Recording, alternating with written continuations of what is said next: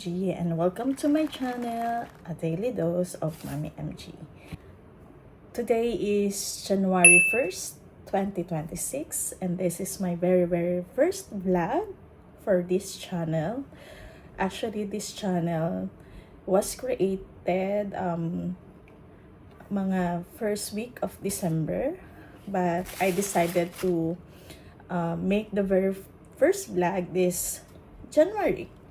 So this vlog more of keepsake ng mga memories ng aking sarili, for my family, friends, and I hope na everyone will enjoy it and makasama kayo with this journey.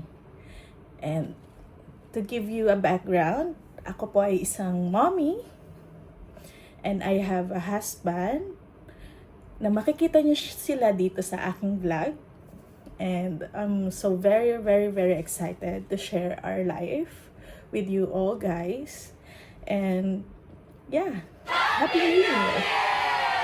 Today, I will just give you a sneak peek of all the happenings na nangyari sa amin ngayong festive season from December to January.